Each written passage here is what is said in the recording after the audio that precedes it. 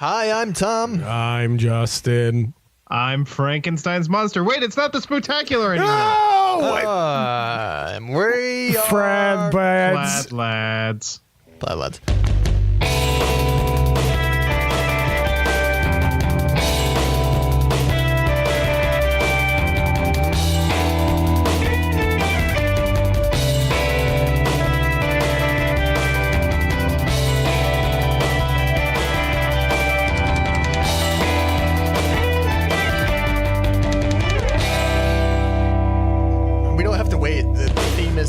The theme isn't real. The theme doesn't start playing. In reality, not in our life. We make that happen using movie magic. Movie magic. This is all filmed with movie magic. Animagic. Rank a bass. Okay. Movie magic is what makes the show listenable. Can confirm. BTS tip. Last week's episode, we weren't sure if it was going to be at all good or worth anyone's time, and it turned out well. Turned out good. I was gonna say that I was gonna say the jury's still out on that one. The jury went out to buy cigarettes and never came back. Never came back. It's a hung jury in that they hung themselves. It's a hung jury, and they all have huge penises. Big old dongers. Yeah. I'm Justin. Wait, we're not redoing it. We're not redoing it. How's it going, boys? It's good. Okay. It's great. Things are great. Oh my god. Ooh. That makes me so pleased. You've got like a glow about you, like you don't want to kill yourself, Frank. I do. For other reasons that don't have to do with a lack of employment. Good. That's a start. You got a nice fresh haircut too, I might add. For those of you who can't see at home, he's got a fresh fade and he's got some dollar signs cut into one side, and he's wearing several bow ties. Several bow ties, various places on his body. Have fun guessing which. So, Frank, how's your life as a stuffed shirt? It's pretty interesting. I got there, and they kind of throw you in the deep end a little bit on the second day of my job at Bleep, which I'm just gonna do that from now on, not because I have to, but because it's funnier. That's pretty cute. I was sworn to grand jury secrecy. Oh, so I can't talk about large chunks. Oh, come on. Things that I look at just a little or deal with, or I could go to prison. Oh boy. But it's pretty nuts. It's I'm like having to adjust because we had all worked in the same place for a long time, and it was a retail job, and working a retail schedule is it has its pluses and minuses because you work odd hours and you don't always there's no consistency to it. Mm-hmm. But at the same time, you could usually sleep in, especially if you work nights like I used to. With this, it's the same thing every single day and getting up fairly early to do it. And on Monday nights when I also have class to get to, that's I walk to class right from where I work. So that turns into like a 12, 13 hour day. And that's no fun.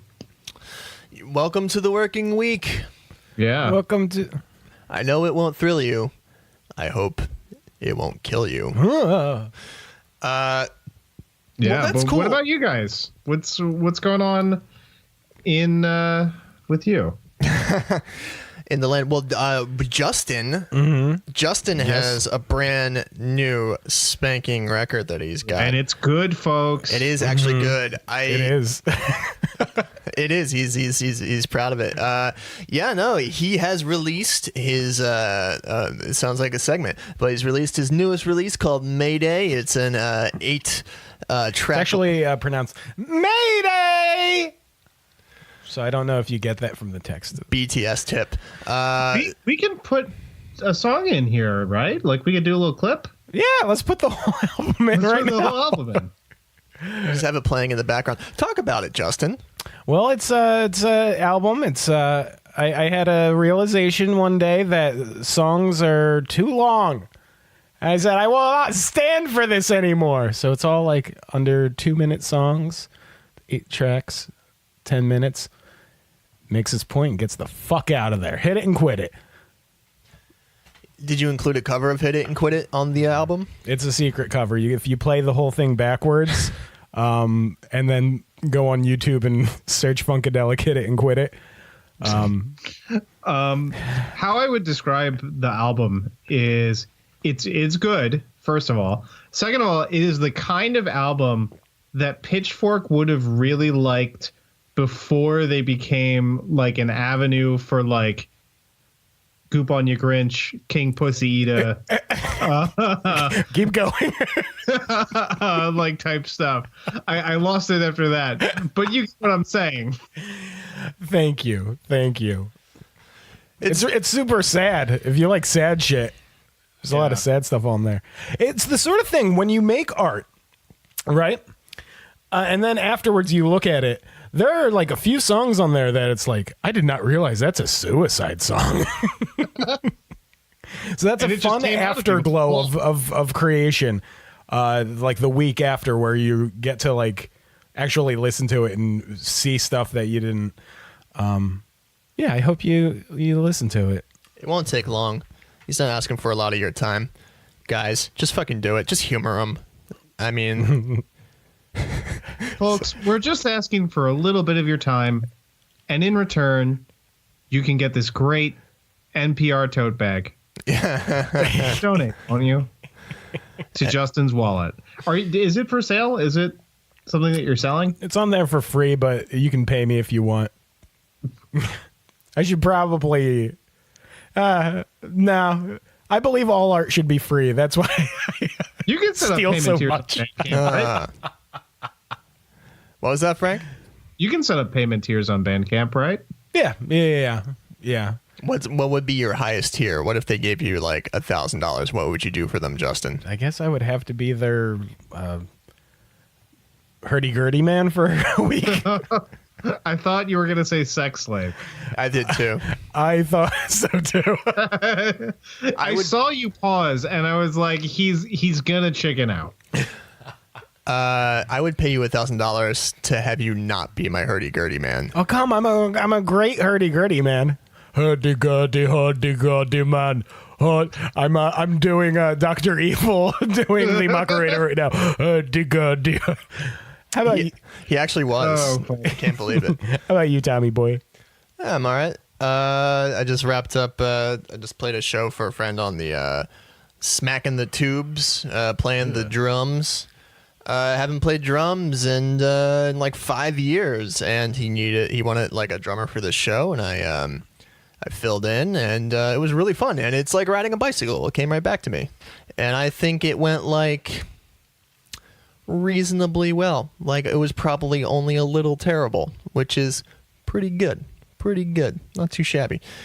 Well, I can also say that I have left this world and I have been transported to the Old West, where I am a cowboy, and I have a horse, and I have guns and a hat, because I'm a cowboy now, because that's what Red Dead Redemption 2 lets you do. I am a cowboy. Fuck the real world. I am just in the Old West from now on. This is what will save me, is total retreat into simulation. A cowboy. On a steel horse I ride. I am just a cowboy.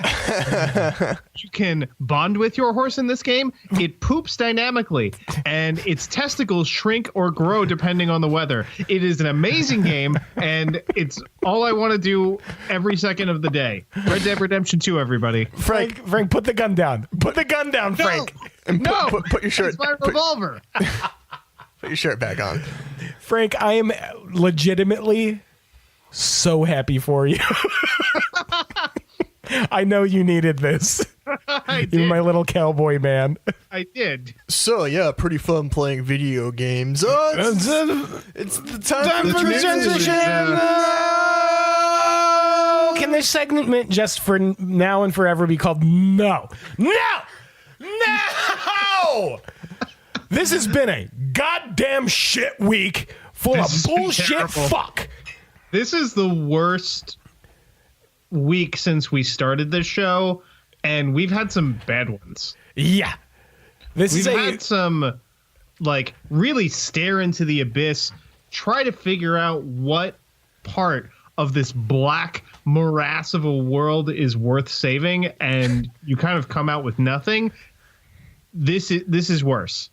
Okay, so this is something I mentioned to Justin a little earlier.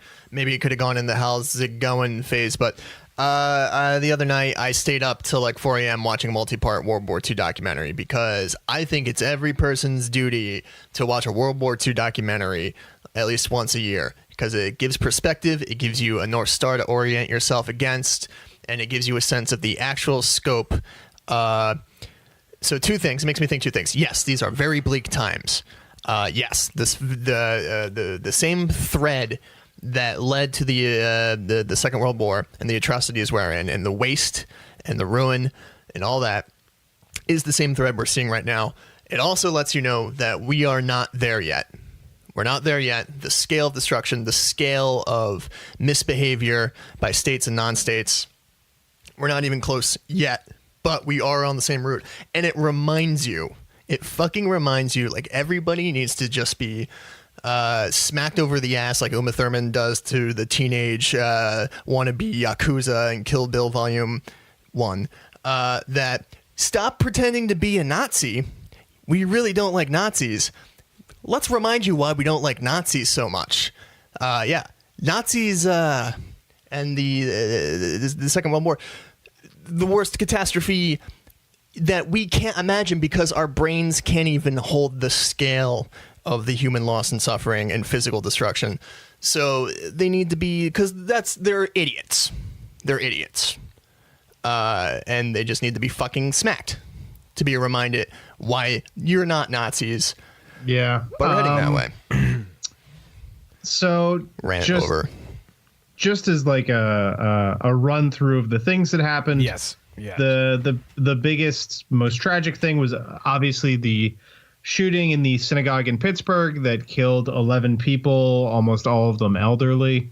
One of whom was a Holocaust survivor. So that really, when I saw that, that really stirred me. I checked into it.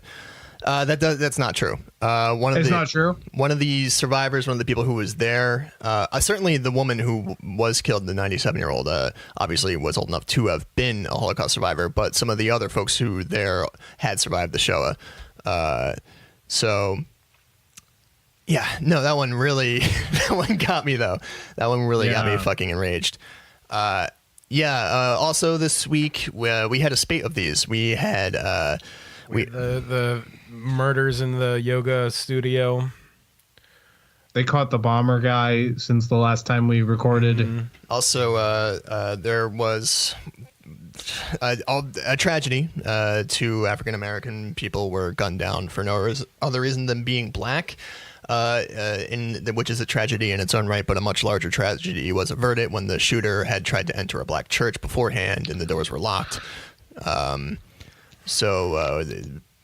Obviously still a tragedy, but it could have been of equal or greater scale of calamity to Pittsburgh. Folks.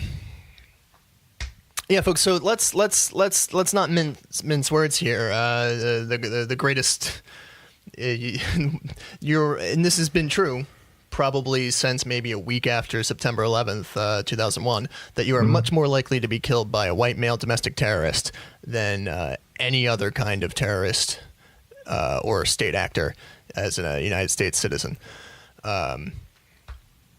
It's jarring.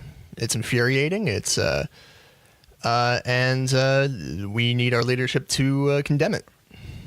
But the thing it makes me think about is sort of the inherent oxymoronic, simultaneous, superposition in American Republican conservative politics between being pro-Israel and simultaneously anti-Semitic. Yeah. The Americans are very good at squaring that circle. because they don't really necessarily need to like Jewish people in order to support Israel. They want to keep Israel around because it will trigger the biblical apocalypse. Yeah, that's, I mean, maybe not consciously in the front of the minds of especially the more like pro-business technocratic Republicans, but that is their logic. Have you seen these infomercials on like adjacent to the 700 Club where they want you to pay to sponsor elderly Jewish folks moving back to Israel because they think it will, through metaphysics, cause the rapture to happen? Yeah. Madness. Because they hate this world and the people in it. And they want to blow it up. All they want is the promised end. And I mean, that's why they don't do anything for climate change. It is American evangelical conservatism is a death cult. Yeah. Well, Christianity is a death cult. Yeah. That's in no uncertain terms. John the Baptist was the apocalyptic leader who radicalized young Jesus. And they're fucking apocalyptic subsect. And if I can come away from any politics segment of the show with any sort of pearl of wisdom for listeners, it's this: they want you dead. And they are politicians, they are preachers, they are CEOs. Their life gets easier and their pockets get fatter if you are dead. So don't forget that. And it's all kinds of politicians, Democrats, Republicans, all kinds. Their lives are easier and they will make more money if you are dead. So get out there and vote. Yeah, let's vote. Let's turn away from despondency because we have to. Because no, seriously, because we have to. It's our fucking duty to. We need to keep our morale up because we are not in a war yet. We don't even know who the combatants would be in a hypothetical war. Although that's where our catastrophic thinking has gone. We are not there yet, though. At the same time, it's like finding a lump on your body or something like that. You know what I mean? You can have catastrophic fanciful thinking immediately. Think, oh, this is a terrible disease. I'm going to die immediately. Indeed, you have actually found something of great concern. Things of great concern are happening, and we need to take it seriously, and we need to keep things in proportion. We need to react proportionally to the tragedies that are happening. But we need to recognize that we are not in open, absolute war yet. And we need to be careful at all costs to keep that from happening. So, yes, let's indeed talk about the normal institution of elections. Let's talk about the midterm elections on Tuesday, day after tomorrow. We're going to try to have this out before then. It's a big one. The forecasters, although who knows how good forecasts are anymore. Obviously, we all thought Nate Silver was our Ativan in 2016. But 2016 really threw a wrench in my faith in any of that kind of predicting. And there are some in the predicting world who say that there are empirical reasons for why these things are harder to call. But coming down to the wire, if you go to 538 right now, most likely Democrats take the House back, first time since 2010. Most likely the Senate remains. They might flip a single seat. Maybe. It's unlikely. But there's an very outside shot that they also flip the Senate. Probably not. And then there's a whole spate of local and gubernatorial elections, which we're probably going to see a bit of blue wave-like activity. And I've mentioned this before. we brought back Sad Justin. This is the closest thing to a format this segment has, which is me and Frank talk. Justin goes quiet, and then he gives an uproarious thing at the end.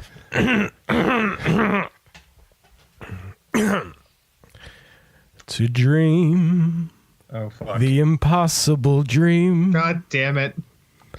to fly like an eagle that flies, to vote with your last ounce of courage, to dream the implausible fly. So I think we can pretty safely, speaking for the editorial staff here at Plaid Lads Media, are we ready to endorse basically taking your finger in the state of New Jersey and dragging it down the Democratic column? Here's the thing. Fuck the Republicans and anybody who is one. Go fuck yourself. And fuck Democrats too. Democrats are shit. Everybody's shit. Anybody who has power over anyone else is a piece of shit. Doesn't matter though, because our votes mean something. It doesn't mean what it should mean. Doesn't mean what we deserve it to mean. But it does fucking mean something. You have a choice, ladies and gentlemen. You have a choice of death and destruction and nihilism, or a chance. A chance for a world to grow. A chance for people to better themselves. A chance. Only a chance. It's because nobody's going to do anything for anybody else because it's a shit species. But there is a chance. And I say take that chance. Yeah, we just have to hope that like a fentanyl addicted Russian teenager isn't like at a computer right now prepping a way into these polling places and like we have many memes to send these American voters through Facebook and Twitter, and we take their votes and we put them in different places. That was like a B-. Russian. I thought it was Scottish. So yeah, no, his fingers just fell off from the crocodile. So, but one thing to keep in mind is we need to resist the knee-jerk impulse to say it's on both sides. Yeah, exactly. It is almost exclusively, this new kind of world order of politics is exclusively being driven by the right. If the Democrats are dipping their toes into it, it's only because it's the only way. They're doing it to keep up as an arms race, and they're not even engaging in it that much, which has been frustrating because they keep being defeated. But we need to remind ourselves that this is a small contingent that is manipulating the masses using cunning strategies, using the media. We've seen it before. We need to be vigilant. When we can, where we can, we need to get them out of power through the legitimate means that we have at our disposal. Because trust me, folks, you can daydream about it. I daydream about it for sure. But we don't want to do it by the other means, because the other means, we all live nice, cushy lives, and I'd rather do that than die. And there is a real feeling of change in the young folks, and I believe in the meantime, while we're waiting for that great change, fuck the Republicans, get them out. Work with the shit that we've got, and it will slowly change. But yes, it's not an equal level of shit. It's a nihilist death cult versus cowardly self-opportunists. But I think the Republicans have seated the common American. I think Democrats kind of represent all Americans who are in the right-wing extremist camp, and that's a problem for the future. For if we ever do get these fuckers out of the government, because we need a political spectrum to be represented by different groups. And this is a complicated point, but they've taken the Republican Party. This specific Republican Party has hijacked the concept of conservatism. And this might be a very controversial to say at this moment, but we need conservatives. We need a spectrum of political opinions, because yes, you can go too far with entitlements. I was going to say that we also need social conservatives. We don't need social conservatives. They're just fuddy-duddies. We're just dragging them along like so much dead weight. They'll catch up eventually. But no, we need people who are a bit slightly hawkish. We need people who are a little tight with the purse strings to balance out, so we can actually have consensus. We need consensus. Yeah, I don't know if that's going to happen. Well, it's not going to happen. I'm saying this is the who's the lady from New York who's like our age and Alexandria Ocasio-Cortez. Thank you.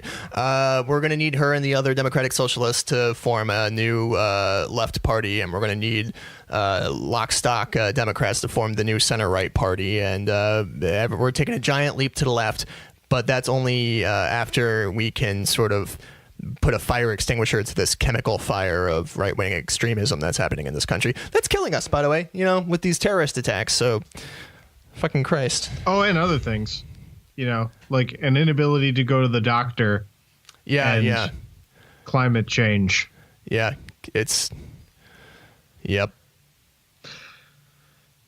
Plaid lads, and we won't give up without a plaid lads. Hey, fellas. After we hit the polls together, because we're going to vote together multiple times in multiple states. Wait, no. After that, fellas. I'm not even a U.S. citizen. What is vote? I'm a little baby. I vote for whatever gives me more benefits from the Trump government. I am Anchor Baby. I am 20 ghosts. Anyway, let's go to the movies. Plaid lads go to the movies. Plaid lads go to the movies. Movies are the... Anyway. Take it, Frank. The movie we're talking about this week is 2014's The Clouds of Sils Maria, directed by Olivier Assayas, starring Juliette Binoche, Kristen Stewart, and Chloe Grace Moretz. And in this particular motion picture, Juliette Binoche plays a middle-aged actress who is returning to a play that she began her career with.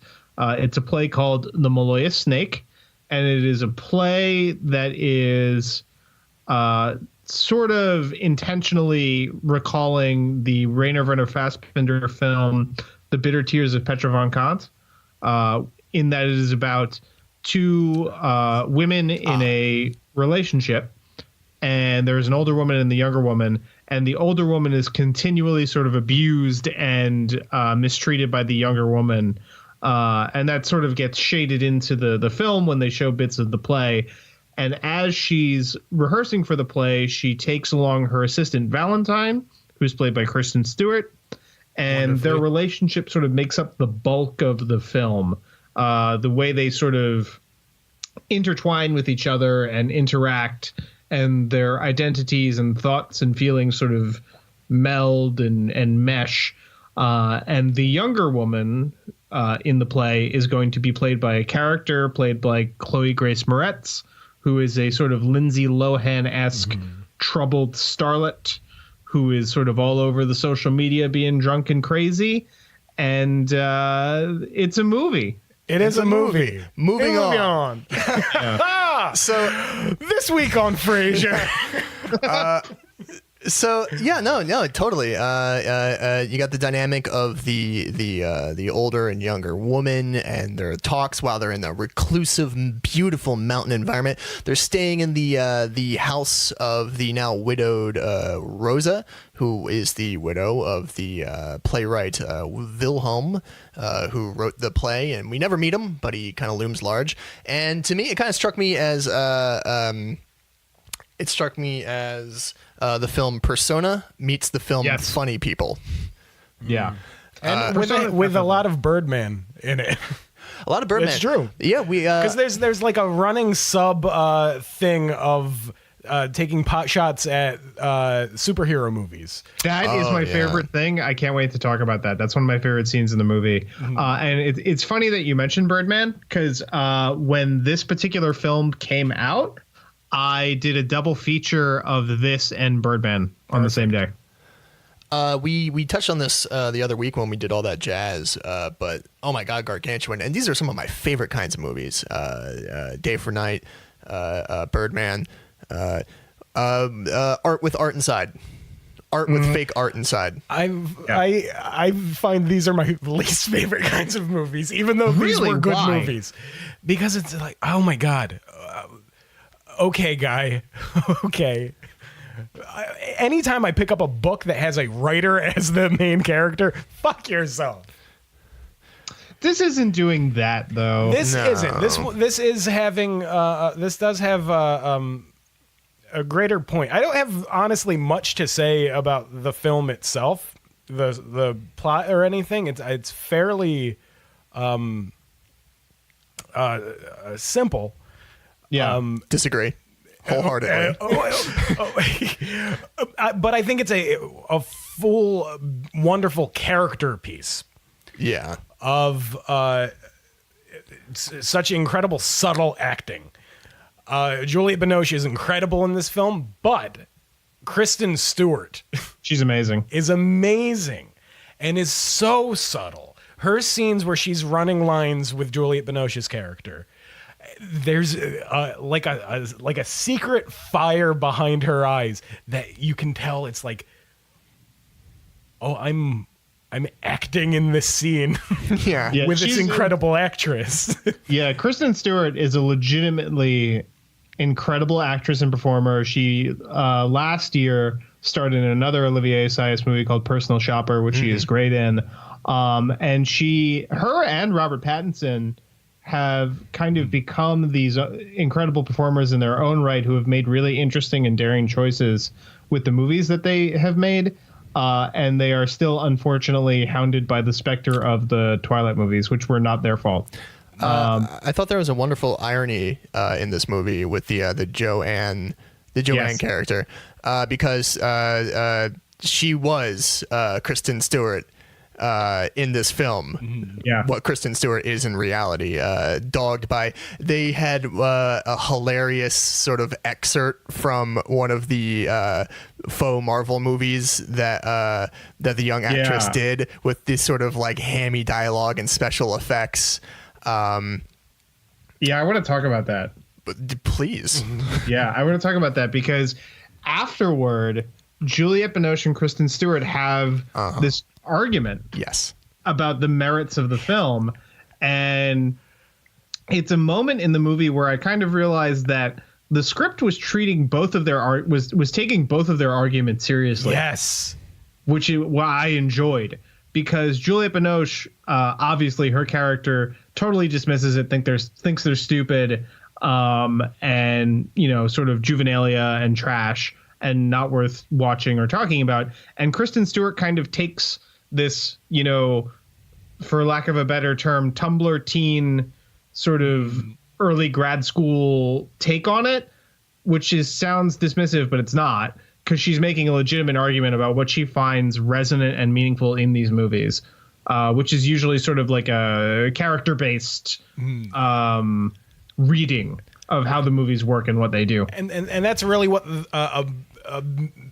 this movie does so well and is truly about, is like one of the central conflicts in the film is that continued disagreement of the reading of art between those two characters, and it extends to the play that they are rehearsing. Kristen Stewart's character feels completely dismissed with any of her readings on the play. And eventually she leaves the employment because because of it. Yeah, not only leaves, literally when they are hiking in the Alps where they're rehearsing and running these lines, as they have their sort of final disagreement about what's going on with the play and a character moment, Juliette Binoche turns around and Kristen Stewart's character, Valentine, is just gone. Yeah. She disappears and is never seen or heard from again. So that kind of gets me to, I really wanted to touch on all these because I feel like for me, you guys haven't brought this up. But for me, I feel like a huge structural thing in this film is the play. The what is it?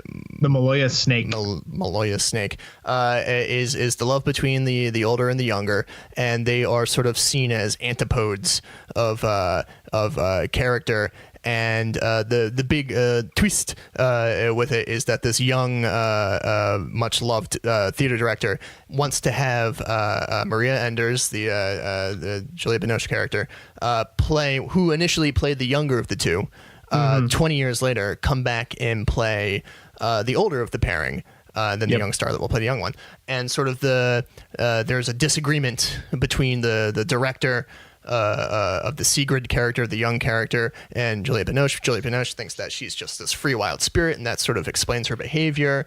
There's this sort of like douchey... I don't want to call him Weinstein-esque, but this sort of douchey...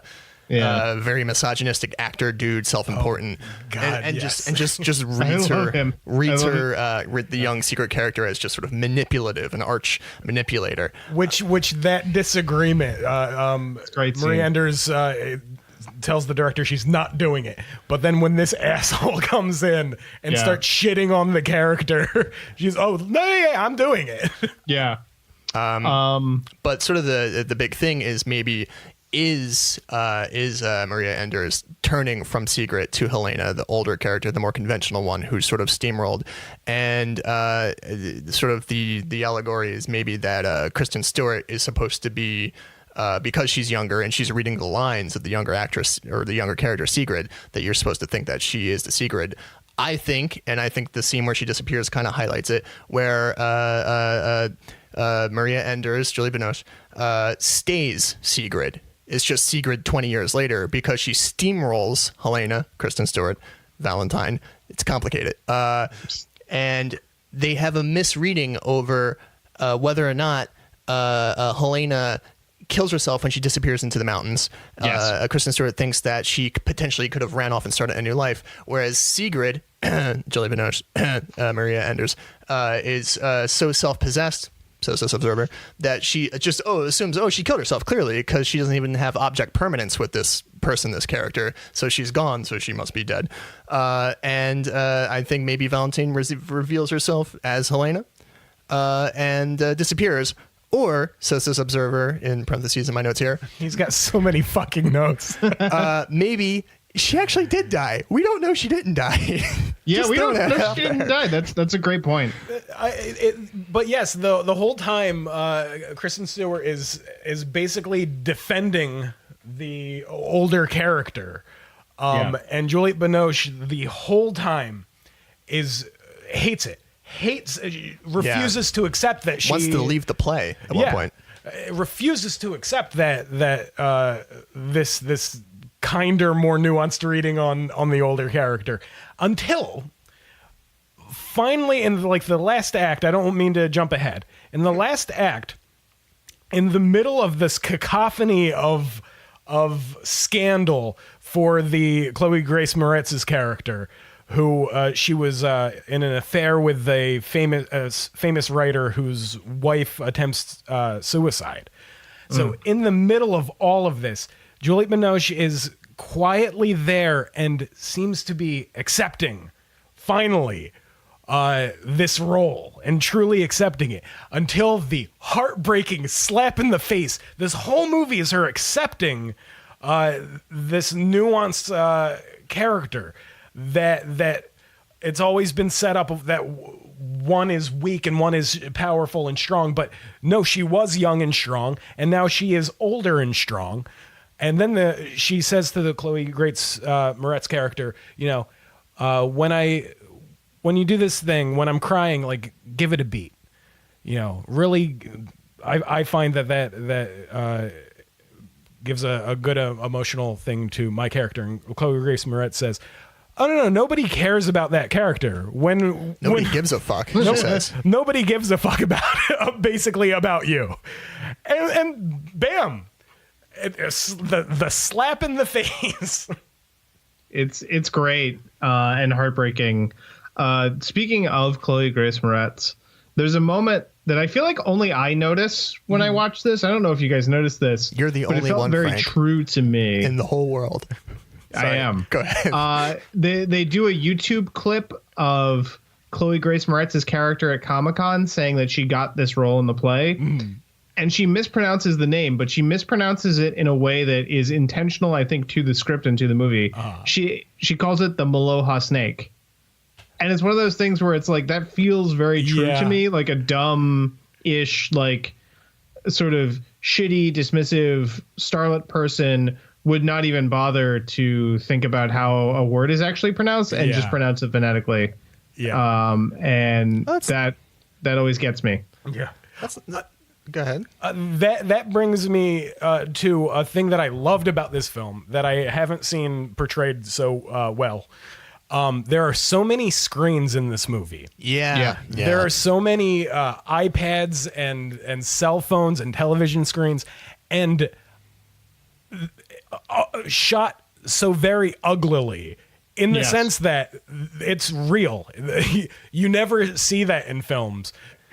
And no, I'm not sure what the legality is with showing depictions of actual web services. Like they actually showed actual YouTube, actual Google. But God love them for not having her open her iPunk and open it to cybersearch.net. Yes, I very specifically, when she's Googling something on her iPad, very naturally, and she's actually doing it, I remembered a scene from Roman Polanski's Ghostwriter. Yeah. The Ghostwriter, I think. Yeah. Where I know exactly what you're talking about. yeah, where Obi-Wan Kenobi is gungling a double. Yeah, he's on gungle.com. and it's obviously just CGI. It's just fake. Talking about the actress and the assistant reading lines, did they ever get either of you two? Because they did this thing where they don't introduce that they're reading lines. Yes. And the first time I was like, oh, I'm on to you. Oh, I'm so fucking on to you. Oh, this is so clever. I'm like, ha ha, Olivier, you didn't fool this coy cat. And then by the third time they used that device, I was like, oh, what? They're finally having this out? Oh, it's just the play. Yes, amazing. Yeah. They just float in between the two so perfectly. Beautifully done. And some of and you already talked about this, Justin, but like it's like me trying to explain the plot where it's the actresses who play the actresses who are the characters in the thing, where Kristen Stewart's performance as an actress playing a person who's not an actress trying to act with an actress. Yeah. Yeah. And like I said, like you can see that like hidden behind everything. It's on several layers. One, there's the character she's playing. Two, she doesn't want to show Maria Enders up, or that she's so very excited to be doing this. So under all of those masks, you can tell that she's like, a part of her is saying, I'm fucking running lines and doing a scene with Maria fucking Enders playing her part. Yeah, it's a remarkable piece of acting from both people. You know, they're both doing really incredible things with this film. And Chloe Grace Moretz, I think, is giving a really great performance too. And she has a tough character to do because she's the least likable character in the whole movie. But you also she feels real, like a real person, especially when she's when you compare her public persona that from YouTube, to when they finally actually meet, and she seems like like an actual human being. It's great. Yeah. She was like a faux starlet. That gave me weird feels because the actual starlet was the unknown assistant. Who's in the middle of the age dynamic, and then the actual young starlet is a probably very promising actress who's going to have a great storied career, but is nowhere near as famous or reckless as an actual Hollywood. What's the biggest thing Chloe Grace? What are you doing? Frank has been feverishly working away trying to find something. It's my favorite fake Google in the history of fake Googles. It's go fetch for me. Jesus. From the excellent ITV. That's from the excellent ITV detective Jesus. series Cracker, starring Robbie Coltrane. Shut the fuck up about Robbie Coltrane. I talk about Robbie Coltrane all the time. I can't help it. Oh my God. Yes, I get it. He's A delightful man. Jesus. My third favorite Coltrane. So we're all in agreement. This movie fucking sucks, right? Yeah, no, it's not good at all. Fuck you, Olivier Assayas. One last note on just how Swiss this movie was. And how sort of the pan-European identity, everybody's like trilingual, except Valentine, of course. And yeah, it's just super beautiful and cozy, like another mountain wind movie, like Black Narcissus. Gorgeous. Yeah. Anything else to add, Frank? That's a great film. Shut the fuck up, Frank. Jesus Christ. fucking Christ. Nobody cares. I don't give a fuck about Robbie Coltrane. You should. All right. He's a wonderful man. This week we talked about the 2011 Stephen Malkmus and the Jicks record Mirror Traffic. This was produced by a little-known musician by the name of Beck. And this was the second Beck Hansen. This was the second and last record recorded in the studio with drummer Janet Weiss of Quasi and Slater Kenny fame. And Wild Flag. And Wild Flag, who are now a footnote in music history. But that album was great. We'll come back. We'll get to it, guys. We'll get to it. So this was recorded very quickly on analog tape. The primary tracking done before the Pavement Reunion tour of 2010, and then the overdubs and vocals done after the Pavement Reunion tour. What do we think, fellas? This is a weird album in that I was into Stephen Malkmus for a bit before this, but then this album came out and it suddenly and without warning became one of my favorite albums of all time. It's inexplicably amazing and the best thing I've ever heard in my life. One of. Yeah, I like this album a lot. I have a weird relationship to it in that I was getting into Pavement at the time this album was coming out, and at the time that they were doing the reunion tour. So my initial impression of this album was, why doesn't it sound more like Wowie Zowie? And I kind of just wanted it to be a little bit more Pavement-y. I have since grown to like it a lot more than I did when I first listened to it.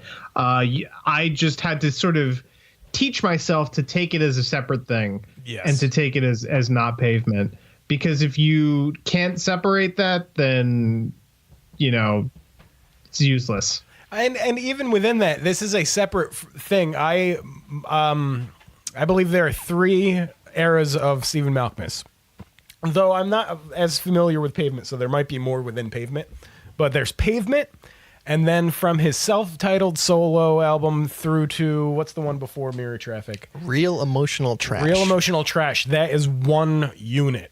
And then his last 3 albums, Mirror Traffic, Wig Out, Jag Bags, and Sparkle Hard, are all of a piece. And I've gone on record as saying I much prefer Steve Malkmus and the Jicks over Pavement. And You're a crazy person. Oh, I am not. I think you're dumb and stupid. I think you just want to be cool. You like young floppy haired gentlemen as opposed to old floppy haired gentlemen. No, it's been established. I like Robbie Coltrane. Jesus Christ.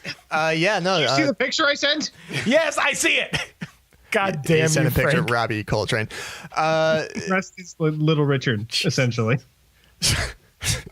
So, yeah, totally. This record, first of all, this record's a behemoth. It's 15 tracks. If you cut out Jumble Gloss, which is kind of like a noise collage, it's 14 tracks, which is a lot of fucking tracks. And these are songs. These are actual like AB bridge kind of songs. It comes hot on the heels of Real Emotional Trash, and it was a really big change. All of his solo records and a lot of Pavement. It was sort of laden with long protracted songs with long guitar solos. The Malkmus and the Jicks stuff was more sort of proggy. Real Emotional Trash had, I think, 3 8+ minute tracks on it, dueling guitar solos, story songs, real abstract stuff, songs about pirates and witch mountains and slee stacks and rancors. And this one is very personal. It's got a lot of it's got a lot of themes in there about like middle age and fatherhood, and much like the movie, talking about social media, too busy putzing around the internet. He grew up a little bit with this album. Yes. Got a haircut, a real job. Yeah, everything, Pavement especially, the music of Pavement, that's a young man's It's a man's body game. of work. It is. I am a huge fan of Wowie Zowie. I never not at the time, but I never really got into the rest of it, and I fear it's too late. It's not too late. Those hold up. I listen to those albums pretty frequently. They hold up really well. But a thing throughout all of them is that, and I think this album is, I believe, a pinnacle of it, is Steve Malkmus is a savant genius of melody. I believe when he was a young child out in the Stockton, California, picking oranges and smoking a joint, a castaway Greek god walked up to him and put their arms around his face and said, breathed into his ear, and then he gained the ability to make Justin weep with a single chord change.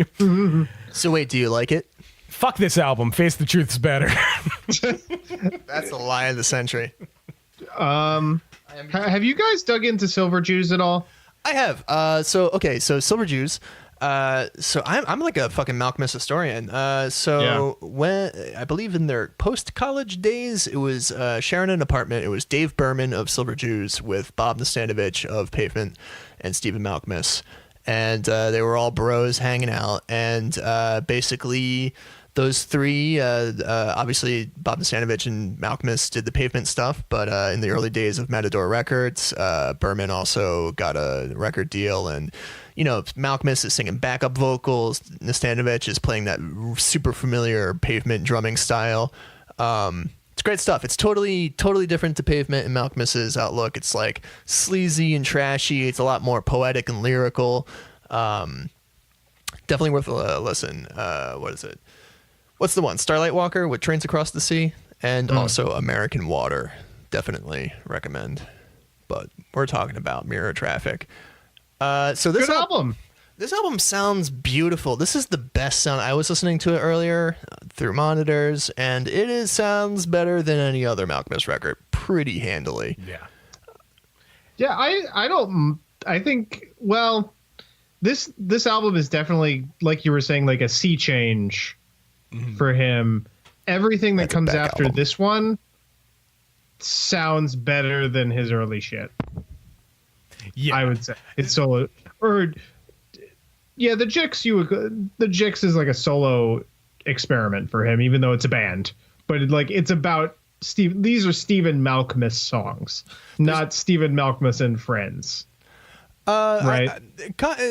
With sort of the arrangements, though, I think the band has a fair amount of input. You guys might love this record and the records after it, but this record could be my favorite Malkmus record, but it's in a dead heat with freaking Pig Lib.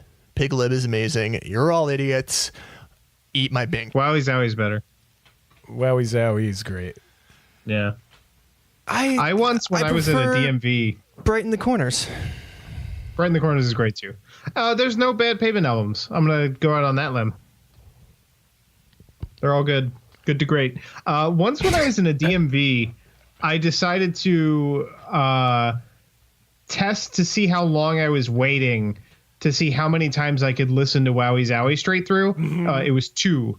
Jesus Christ. It was 2 Wowie Zowie. That is a huge album. It's a long album. By the second Pueblo, you must have been real fucking. I was not happy. I once was in a college class at community college, and it was just a poor, boring math teacher, and students just kept getting up and walking out and leaving, or like literally talking on the phone. And I was looking at these people, and I was like, these fucking assholes, show this guy some respect. And a minute later, I realized I was in my head listening to what song? Shit, Tom, what song? Your sister of Dawn?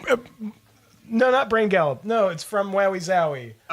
Rattled by the Rush. I realized, and I was literally playing air guitar in the middle of class. My shirt and tongue, not burden. We should have done Wowie Zowie, guys. We should have done Wowie Zowie. Oh man. This week, Dr. Frasier Crane has purchased a piece of art. And it's not just any piece of art. It's art from a famous artist. It's a Paxton people. Paxton people. Paxton. But, oh no. Frasier's embarrassed. It's not by the person. She says it's not hers. She's bald.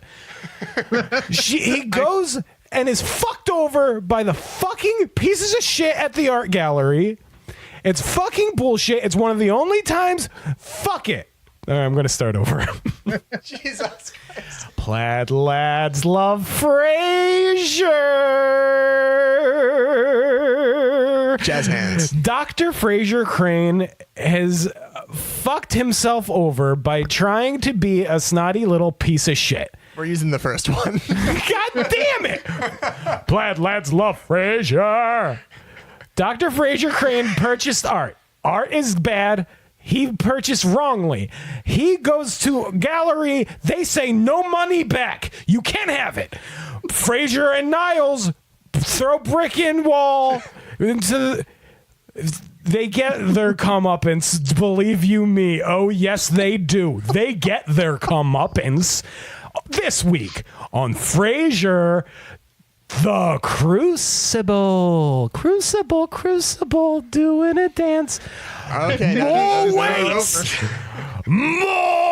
weights. I am not a witch. I am dailies. I think we need to take that again. No, perfect. I'm using all of those. Yeah, guys. Oh, okay. Let's talk about this episode of Frasier, I guess. Here's what I want to get out ahead of. The lady who plays Marie Paxton in the episode is not a cancer patient, so we can make fun of her for being bald. She shaved her hair herself. That was part of her performance art. Rachel Rosenthal was her name. She passed away in 2015. Jesus Christ, Frank, Mr. Research. So yeah, no, I think they even take a pot shot at her at the art gallery. Yeah. So yeah, man, a lot going on here. It's still early days. This episode feels weird, but I feel like this is the first episode of Frasier, maybe some weirdness, that feels like a typical episode of Frasier. Frasier, squarely the anti-hero, embarrasses himself. They are fully in his big speeches that are immediately deflated. This is starting to feel like good stuff. I agree with most of that, but I disagree in that I think this is a rare time that Frasier is in the right. Yeah. It is there no justice? It's completely true. I'm 100% on his side. He's usually a pompous piece of shit asshole. And no, that is super unethical what that gallery was doing. Martin pulls a prank on him when he has him call the police precinct, and he says, forward the call to the fine arts forgeries department. And it's a big joke, and they laugh at him. There is a fine arts forgery. It's the FBI. No, that's a real thing. Yeah. No, it's the U.S. It's the Secret Service. They investigate counterfeiting. Absolutely. Like, what the fuck? Also, notably, just in terms of like nuts and bolts plot stuff, this is the first episode where almost everyone meets Roz. Yeah. Was it? I imagine there'd be a lot of beige, she said. Yes. Also, can this really struck me watching this episode where he throws a little soiree for the artist to come look at the painting. Who the fuck were all those people? He makes mention, I think one of them's like a senator or something. Like they throw around on the show whenever he has like a cocktail party that he is somehow pretty high up there in society, and it's like he's a psychiatrist with a radio show. Well, everybody. No. I feel like that's some early series weirdness, because in later episodes when he throws parties, it's usually for a thing. It's like the Opera Society, or it's like this. And sometimes he struggles to get people to come. There are full episodes, multiple episodes, where he throws a party and nobody shows up and his feelings are crushed. So like they cut to the scene and it's all this like happening music and there's a bunch of young people talking, like extras, you know. And I'm sitting there going, who the fuck are all these people? They don't know Frasier. What does Daphne say at the party? I remember it being very funny. What, when she's makes a joke or something? Oh, she says that. Oh, I think no. She says I think death is you go down a long dark tunnel and you suddenly get all the jokes you never got before. You have a little chuckle and then you die. Yes, I like that very much. I found that very charming. This continues the plot thread as well of Martin's obsession with the sex worker murders. That was more of a thing in these early seasons. It was. He's showing graphic crime scene photos to his Frasier's illustrious guests, and then he claims that she brought it up, and when Frasier pushes, she said these Swedish meatballs were the messiest thing I've ever seen. Yeah. This is a very silly episode. There's a lot of also off-screen Maris. Yes. She's sleeping on the bed with the coats. Under the coats. Under the coats, yes. Because the pressure to be interesting is exhausting. Yeah. And there's a great line where Niles, who is extremely horny for Daphne. Disgusting. He's really gross this episode. He's sniffing her hair. It's disgusting. He's sniffing her hair. Butt. Yeah. And a gentleman comes up to him and says, he says, "I'm a happily married man." And then instantly a gentleman comes up to him and says, what should I do with my coat? And he goes, "Oh, just throw it on the bed." Yes. Yeah. Yeah. Just burying Maris under this man's coat. So I think we see Niles' leching after Daphne happen, but we also start to see a little bit of what Niles' greater character arc is, which is he's kind of becoming less stiff and pretentious and opening up. And we see that when he opens up to Frasier when he's about to hurl the brick through the shop window, and he opens up about his bullying as a kid, and tries to convince Frasier to listen to reason and be the better man. But then he himself takes the brick after hearing his nickname was Peach Fuzz, after being tied naked to the uprights of a football field. Yeah, that's like not even bullying. That's straight up abuse.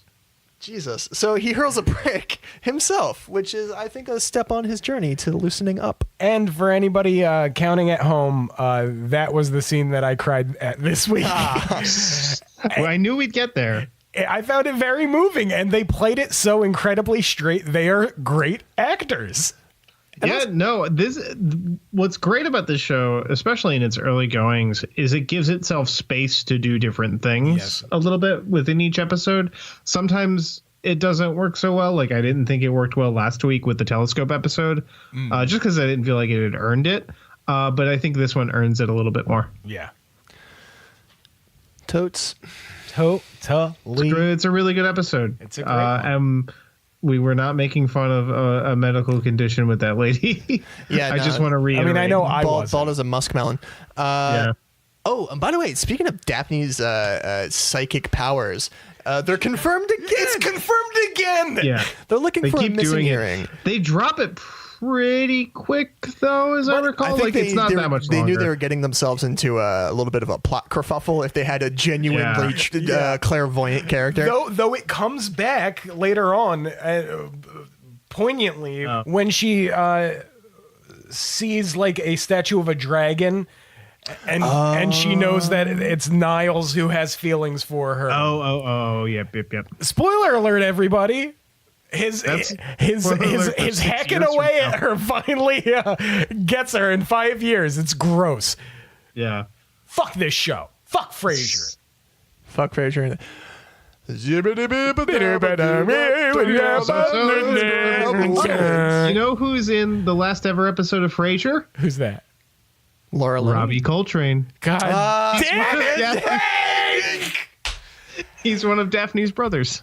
Boys, what have we been consuming? What do we want to recommend? How are we feeling? Answer any of these questions or all of them. Nah, just one of them, if you please. I want to recommend a show starring Robbie Coltrane. Oh, God, you're a freaking one-note No. guy now. I'm going to recommend Grant Morrison's Doom Patrol. Because there is a TV adaptation for Doom Patrol coming out very soon on DC's streaming service. And if you want to really understand one of the best runs in the history of any comics medium ever, start with Grant Morrison's Doom Patrol.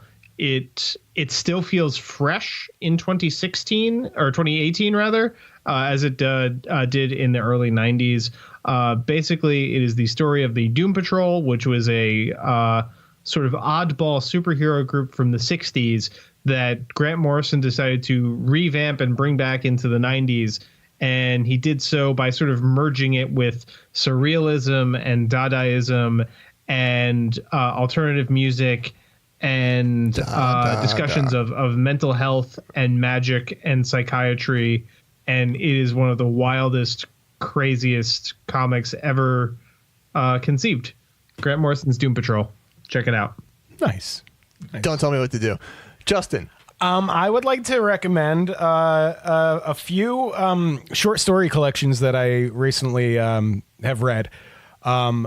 Dreadful Young Ladies and Other Stories by Kelly Barnhill. It's a beautiful collection of magical realist and horror short fiction.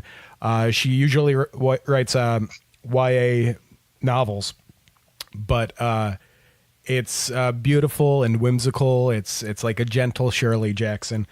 And then I want to recommend Gut Shot by Amelia Gray and Her Body and Other Parties by Carmen Maria Mercado. Both very dark horror and sci-fi collections with a feminist bent to them. I highly recommend them. Cool. What's that fucking smirk, Frank? Nothing. You started smirking when I said feminist bent. No, I was not smirking. How about you, Tommy boy? I panically look around the room for something to recommend, and I found this little book here. So I've been reading this kind of lighthearted, but this book called Pants Drunk, which I'll read the subtitle: The Finished Path to Relaxation, parentheses, drinking at home alone in your underwear. Pants Drunk, I think, is a bit of an Anglican, because English people call underwear pants. Pants. So yeah. I think an Americanization would be underwasted, maybe. But Yeah. it's a legit thing where all the Nordic countries have their sort of Zen relaxation thing that involves sort of, getting cozy, enjoying beverages. But the Finnish have Suga. Yes, exactly. They talk about that a great deal in here. But the Finnish, being the pragmatic and poor lot they are in the most foreboding climate, like to just, with a small task to do, take off all clothes that aren't keeping you warm or making you comfortable, get a nice buzz going, not too drunk, and then have a little something to do. A little something to do. And it could be just watching reality TV. It could be just doing a puzzle, listening to music and rocking out. But I've never read a more compelling apology for my own alcohol. Damn it. I have never read, I hiccuped. I have never read a more compelling rationalization of my own alcoholism. This book, apparently, I'm not an alcoholic. I'm just Finnish. And I've been doing it for years, boys and girls, ladies and gentlemen. I got it from the library. Shout out to libraries. Libraries and people who work in them, which now includes shout out to Lindsay. Shout out to Lindsay. Hello, Lindsay. Hi, Her how are boss you? is my aunt. Yes. Yeah, I heard about this. Fucking weird. It's crazy. Anyway, folks, next week on the show.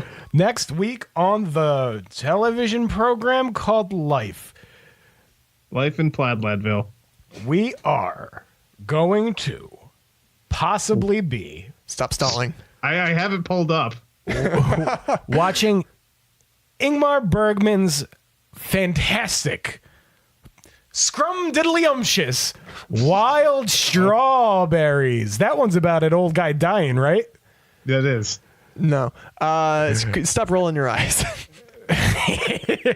And we will be covering the indie darling classic, the soundtrack to People with a Past in the Aeroplane Over the Sea Neutral Milk Hotel. We'll see you then. Bye-bye. Wait, what about Frasier? No, bye. Oh, Frasier. Doing Frasier. And we are going to be doing Frasier, Season 1, Episode 7. Jesus Christ. Call me irresponsible. Do. Oh my God. And we're voting. Vote. Yeah, guys. No. So coming next week on the show, possibly talk of how to escape the country, possibly instructions on Molotov cocktails, possibly a grim, realistic look at the future, Or everything's fine. Or Donald Trump, his knees a buckling, takes off on a hang glider to some rich person island, which then sinks. To dream the impossible dream, to fight the unbeatable foe, to run where there dare not be doing, to live like a man on the snow. This is my life, and I am a man. I live in a world named America, and I do what I can with the time I am given. I will Goodbye, live folks. my life to the fullest, and then I will die. You will all know when I die, because I'll explode. Yeah!